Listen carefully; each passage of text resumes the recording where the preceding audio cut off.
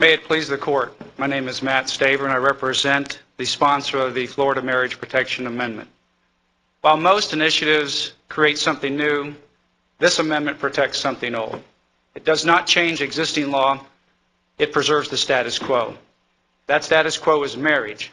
There's been a lot of talk about things like civil unions or things that would have, not be marriage, but give same-sex couples some protection under the laws of a state. Is this intended to also prohibit that any legal sanction of a same-sex relationship would be prohibited by this? Absolutely not. In fact, it was intentionally drafted so it would not do that. Because the substantial equivalent, which isn't defined, is there's a definition someone gave, virtually identical, that it's really just intended to prohibit legal recognition of marriage of same-sex couples. Yes, or polygamy, or group marriage, those kinds of things. It is designed to protect the historic definition of understanding of marriage, since we've had it in our statute since 1829, as marriage as the union of one man and one woman as husband and wife.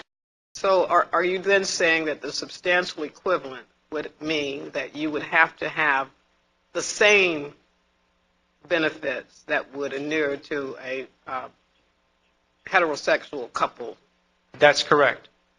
That's correct. And I think that's what the word substantial equivalent means. Substantial, it's in its normal dictionary definition, is true. It's not illusory. It's not fictitious. It's not like looking at a vehicle from the outside and it may look the same, but when you go inside, there's no motor. How does this provision affect the Florida Defense of Marriage Act?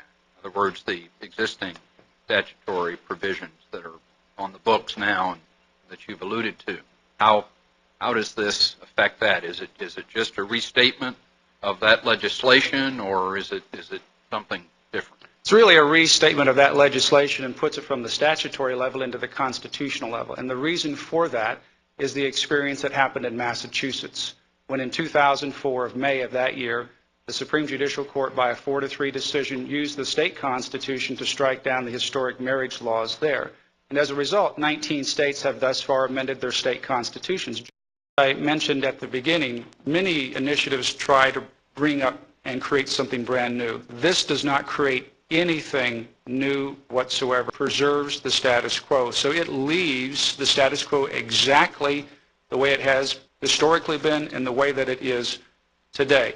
It does not prohibit either a local government or the state government from giving a bundle of rights to unmarried people. It does not prohibit that at all.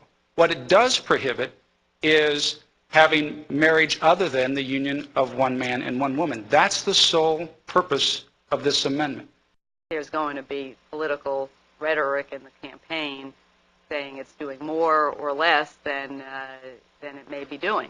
There may be political rhetoric, but I can guarantee you it's not going to come from the sponsor of the amendment, because they've gone on record to say what this amendment actually states. It'll be rhetoric from the other side trying to say that this covers any kind of right that you want to give to unmarried couples, and it certainly does not, never was intended to, never was represented to, never will be represented to be that broad. This is a single subject, and that single subject is marriage.